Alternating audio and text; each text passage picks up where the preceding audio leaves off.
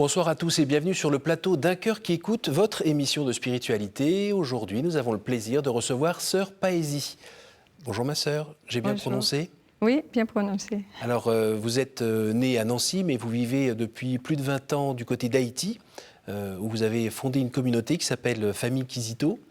Vous allez nous en parler dans un instant. Vous vous occupez principalement des enfants qui se trouvent sur un grand bidonville, qui est la Cité du Soleil, si je ne me trompe pas. Vous allez nous parler dans un instant de cet apostolat, cette vocation. Juste avant, je vous invite à nous lire un extrait de texte de votre choix. Alors, Jésus s'adresse à Marcel Vannes, frère rédemptoriste. « Ô petit frère, aime-moi bien. Chez toi, je puis encore trouver de la joie. Mais en combien d'autres endroits, les hommes me maltraitent et m'outragent. Et j'en suis réduit à aller chercher refuge dans les âmes qui m'aiment. Le plus grand nombre de ces âmes qui m'aiment sont des âmes d'enfants qui sont restées pures. Ces âmes d'enfants m'appartiennent parfaitement, et pourtant le monde me les ravit pour en faire la proie du démon. Pourtant le monde veut inoculer dans le cœur des enfants le venin du péché, hélas. » Pourquoi ce choix de texte ? Alors j'ai choisi ce texte parce que c'est ce désir qui est dans le cœur de Jésus, qui est d'être aimé des enfants, qui m'a motivée dans la fondation de la communauté. C'est un texte qui recoupe aussi ce que Jésus avait dit à Mère Teresa au début de la fondation des missionnaires de la charité, quand il lui avait montré un groupe d'enfants dans la pénombre, et il a dit à Mère Teresa, « Tu vois ces enfants, ils ne m'aiment pas, parce qu'ils ne me connaissent pas. Va apporter ma lumière parmi eux. » D'accord, alors on va rembobiner un petit peu la cassette. Vous êtes né il y a un peu plus de 50 ans du côté de Nancy. Oui. Et puis dans une famille nombreuse, vous êtes la numéro 2 sur 7 enfants, si je ne me trompe pas. C'est ça. Et puis famille chrétienne, on va à la messe le dimanche, on prie en famille. On prie en famille, on allait à la messe en semaine aussi. Et puis vous sentez un appel à un moment ? Alors j'ai reçu mon appel à l'âge de 15 ans. J'avais déjà un peu pensé à la vie religieuse quand j'étais enfant, mais ça s'était un peu dissipé. Mais c'est à l'âge de 15 ans que j'ai vraiment compris l'appel de Jésus. Et comment il s'était, quand on a 15 ans, comment on entend ? Qu'est-ce qu'on entend ? On voit ? On lit ? Qu'est-ce qui se passe ? Alors je peux dire c'est un appel, je l'ai reçu de l'intérieur. Le Seigneur a déposé un désir très fort et assez soudain, parce que j'y pensais pas avant, de passer ma vie à aimer, et à aimer Jésus en servant les pauvres. Donc, et c'était aussi assez clair que ça serait chez Mère Teresa. Et comment vous l'avez su que ça serait plutôt à cet endroit-là ? Eh bien, encore une fois, je connaissais Mère Teresa comme tout le monde la connaissait à l'époque, par les médias. Et donc, je me suis vue, en pensée, je me suis vue parmi ses sœurs, et j'ai la conviction que c'était ma place. Alors, et donc, voilà, après mon bac, je suis rentrée chez les sœurs de Mère Teresa. Alors, c'est quand même un changement de vie radical. On se retrouve avec deux saris, si je ne me trompe pas, un seau. Oui. Et c'est tout, ou presque.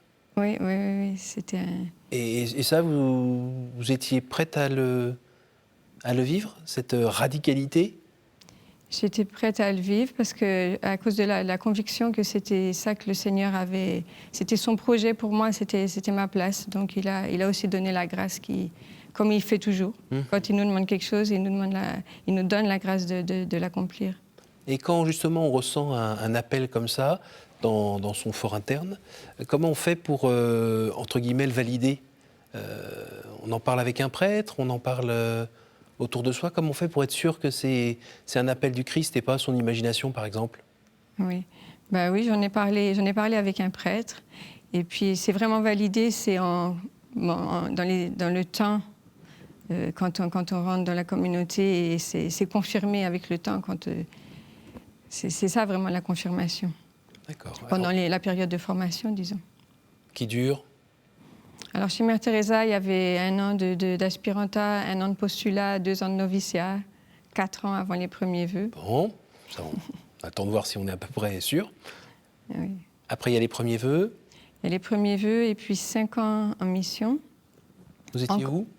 Alors j'étais à Grenade, déjà dans les Antilles, et puis une année en Guyane. D'accord. C'est, quand vous y repensez aujourd'hui, c'est des années vraiment formatrices, c'est des années de dons très forts, de vie de foi qui a grandi. Oui, c'était aussi des années d'épreuve pour moi parce que l'apostolat n'était pas exactement ce que j'avais imaginé quand je suis rentrée chez les sœurs de Mère Teresa. Mais encore? Mais oui, j'avais conservé la conviction que j'étais à ma place, donc c'était un temps de fidélité, disons, de persévérance. D'accord. Puis à partir de 2010, on va dire qu'il y a quelque chose qui s'allume un petit peu dans votre cœur, une sorte d'appel dans l'appel qui va se concrétiser plutôt en 2017? Oui, alors là, c'est après quand la communauté m'a envoyée en Haïti en 99. Donc maintenant, ça fait 23 ans. Et en effet, comme vous dites, en 2010, j'ai commencé à sentir un autre appel en voyant les enfants dans les rues de Port-au-Prince, livrés à eux-mêmes et souvent embarqués dans des gangs ou dans d'autres formes qui les mettaient en danger. Donc j'ai vraiment senti le besoin de les protéger physiquement et aussi moralement et spirituellement. J'ai constaté que l'Église aussi n'était pas très présente à leur côté, au niveau des bidonvilles. Mm-hmm. Et donc j'ai senti que le Seigneur me demandait de faire quelque chose pour eux. Ça n'a pas été une évidence tout de suite, ça a été un peu un discernement. Oui. Mais finalement, en 2016, j'ai décidé de me séparer de la communauté des missionnaires de la charité pour pouvoir être plus disponible pour servir ces enfants. C'est des moments un peu de trouble quand même, non? Quand on est parti sur une voie dans laquelle on s'est engagé, on a un appel depuis longtemps, et puis là on a autre chose qui sonne, un autre appel, et c'est un peu déchirant, non? On voit tout. Vous avez vu assez rapidement là où il fallait aller? Alors non, comme je vous dis, c'était un discernement. J'étais pas sûre que je devais me séparer de la communauté. Alors pour moi, ça a été l'occasion un peu de découvrir aussi la méthode de discernement de Saint Ignace. Oui. Parce que j'ai fait une retraite avec un prêtre jésuite. Donc il m'a expliqué la méthode. Quand on a il m'a dit de formuler une question au Seigneur. Donc c'est ce que j'ai fait. Ma question, c'était: est-ce que je dois quitter la communauté? Oui ou non? Et donc j'ai suivi la méthode dans un moment de prière et j'ai eu une réponse très claire. Go. Alors justement, mais par contre la réponse qui était très claire, c'était pas la réponse à la question. C'était une réponse à côté de la question. D'accord. En tout cas, c'est comme ça que je l'ai perçu au début. Maintenant, je vois que c'était vraiment la réponse à la question. Mais la réponse que j'ai reçue, c'était: je veux que tu me fasses confiance. Alors, c'était très clair, donc j'ai dit merci Seigneur. Mais la question, c'était: je reste ou je pars? Non, t'es sympa, tu m'as compris. Moi aussi, je te fais confiance. Mais je fais quoi? Exactement. Mais bon, ça s'est clarifié après les semaines suivantes et j'ai compris que le Seigneur me disait vas-y, donc quitte la communauté. Et c'est ce que j'ai fait. Et avec le recul, maintenant, je comprends vraiment pourquoi il m'a dit: je veux que tu me fasses confiance. Ce n'était pas une réponse juste pour ce jour-là, mais c'était une réponse pour toute ma vie, je pense. Et c'est ça, je crois que c'est ça qui vraiment fait plaisir au Seigneur, c'est quand tu lui fais confiance. Parce que c'est une preuve d'amour. Et c'est un peu votre défi personnel dans votre chemin de foi depuis toutes ces années? C'est justement de s'en remettre peut-être davantage au Seigneur que sur vos propres forces, par exemple? Oui, exactement. J'ai souvent le sentiment de m'être embarquée dans quelque chose que je ne contrôle pas. Oui. Maintenant, comme je vous ai dit, 5 sœurs, une toute petite communauté, il y a 2000 enfants qui fréquentent nos centres. Voilà. Donc voilà, j'ai besoin de lui faire confiance et de faire confiance aux autres aussi.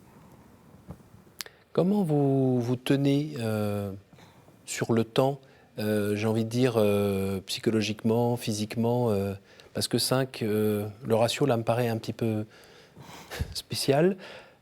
Comment vous faites pour tenir? Vous carburez à quoi?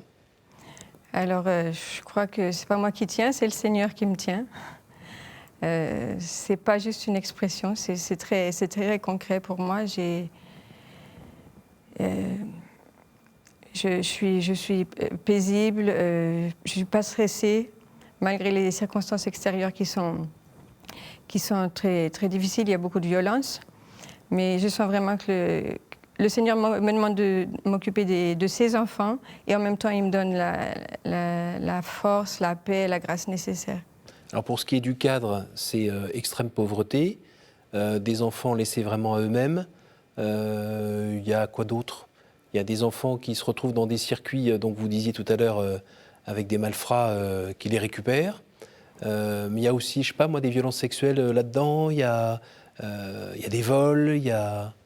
Alors oui, il y a tout ça dans ce bidonville, donc Cité Soleil. D'abord la faim. Oui. La faim qui est encore pire maintenant qu'il y a quelques mois à cause des conflits entre les gangs qui a augmenté et qui empêche les femmes de... Leur activité, c'était souvent dans les marchés des rues.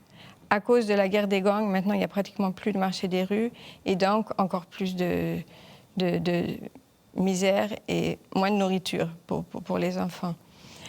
Les conflits entre les gangs, il y a des moments où c'est pire, il y a des moments où ça se calme un petit peu, mais depuis 2 ans, il y a des tirs constamment, il y a des gens qui sont blessés, des enfants qui sont tués, même à l'intérieur de leur maison.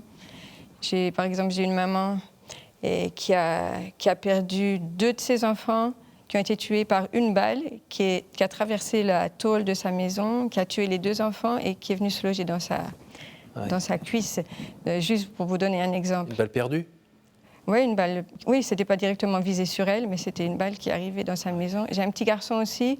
Alors lui, il était dans sa maison, il tenait un petit thermos qu'il allait boire, et il y a une balle qui a traversé le toit, qui a frappé une poutre, qui a fait exploser la thermos et qui s'est logée dans son front, mais qui l'a pas blessé.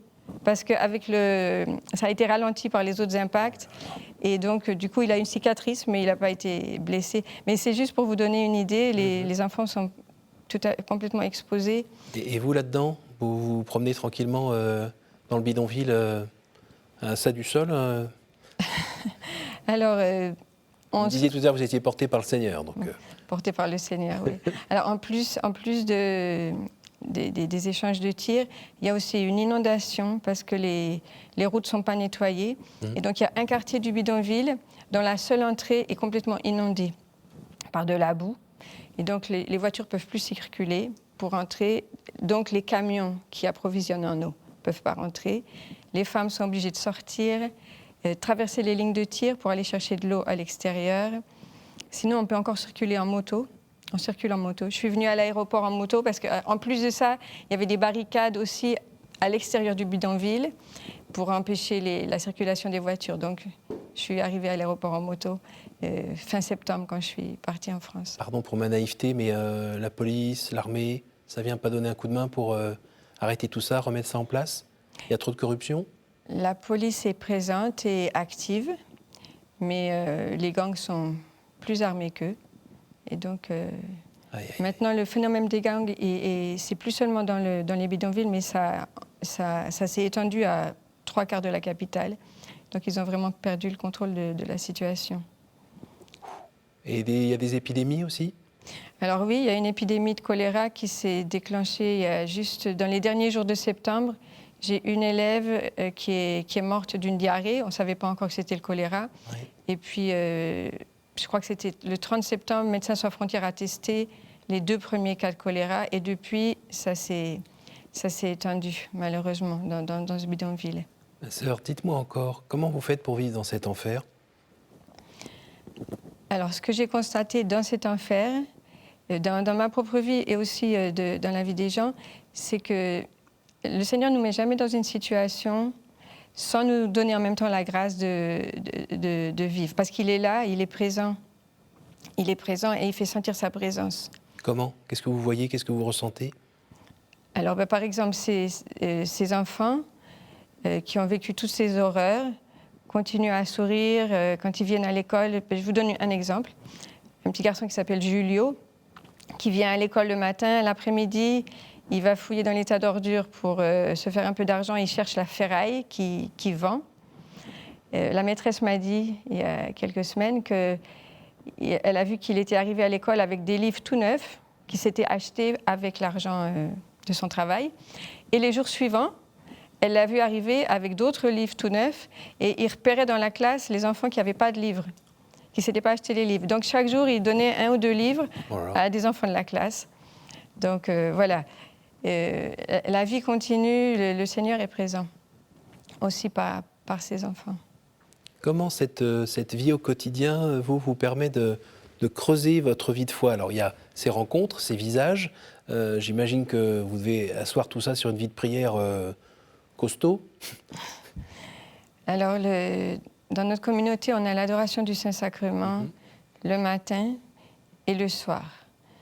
Le matin, c'est la communauté. Le soir, on invite aussi les enfants. Il y a un des foyers d'enfants qui est près du couvent. Donc, les enfants viennent participer à l'adoration.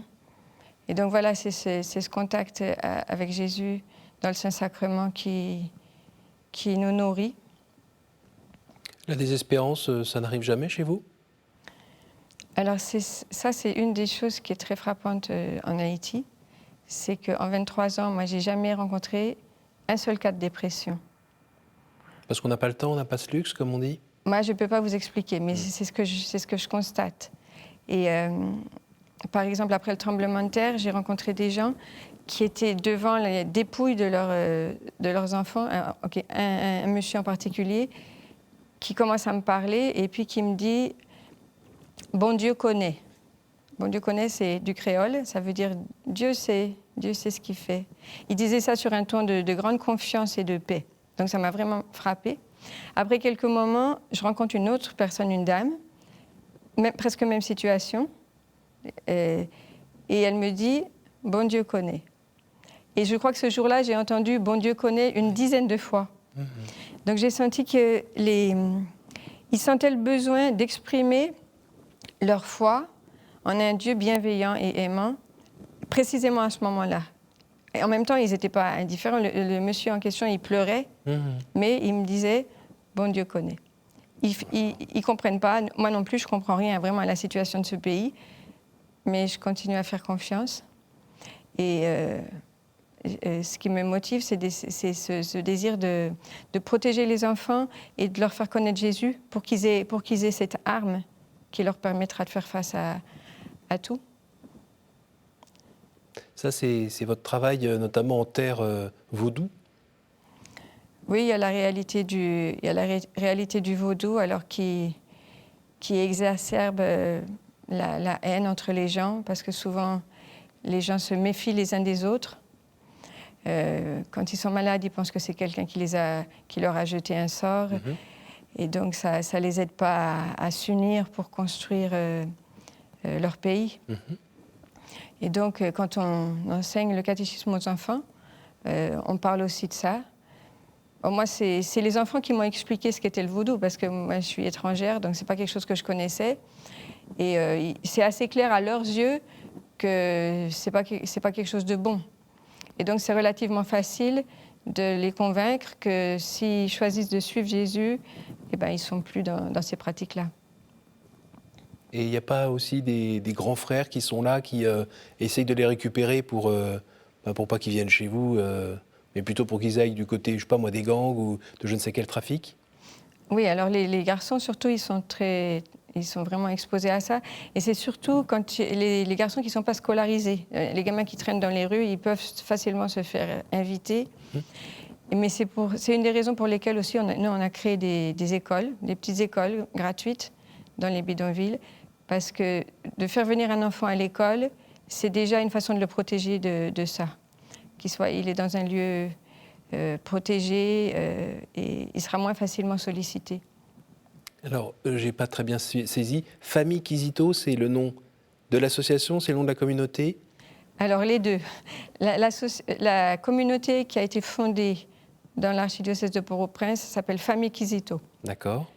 Du nom de ce plus jeune saint, si je ne me trompe pas, africain, Ouganda? Le plus jeune des martyrs de l'Ouganda. C'est ça. Saint Charles Lwanga. 19e. Oui, 1886. Saint Charles Lwanga et ses compagnons, donc le plus jeune des compagnons, c'était Saint Kizito. D'accord. Et alors, quelques mois après la fondation de la communauté en Haïti, il y a aussi une association qui a été formée en France suite à une rencontre avec des parents qui avaient adopté des enfants en Haïti. D'accord. Donc, quand j'étais chez les Sœurs de Mère Teresa, je m'occupais d'adoption et j'avais gardé un contact, pas très souvent, mais j'avais gardé un contact, un lien avec ces familles qui se sont réunies. Et quand je leur ai expliqué ma démarche avec la nouvelle communauté, ils ont pris l'initiative avec leurs enfants qui avaient grandi, qui avaient entre 15 et 20 ans. J'en ai rencontré plusieurs cette semaine.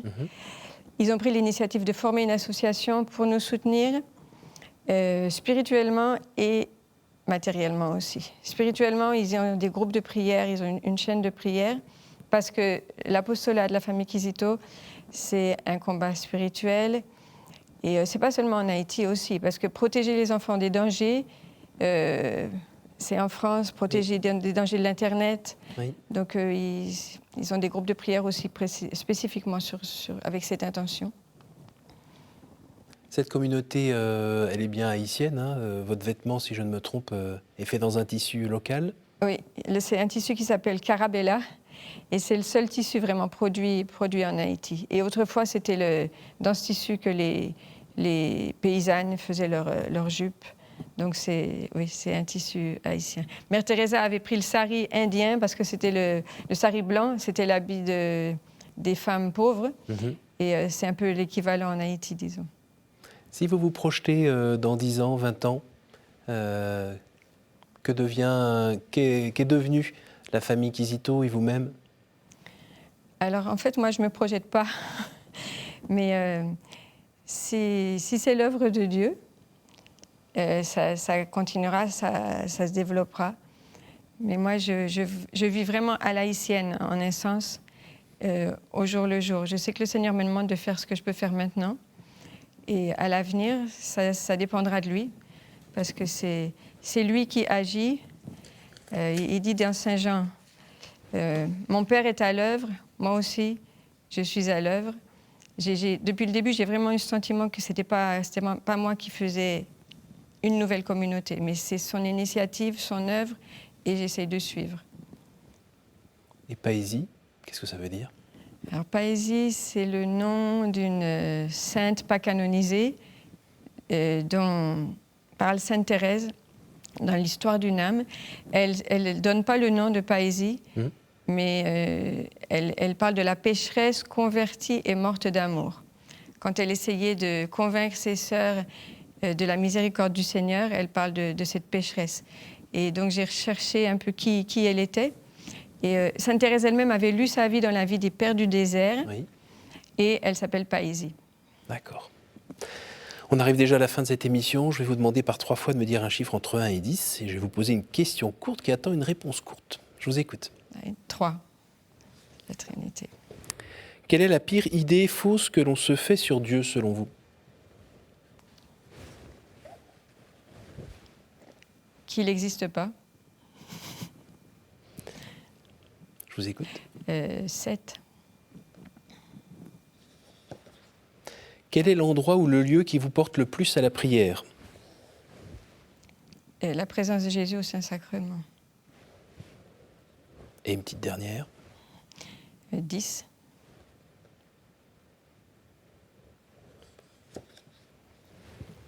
Si vous pouviez revenir en arrière et changer quelque chose dans votre vie, que feriez-vous?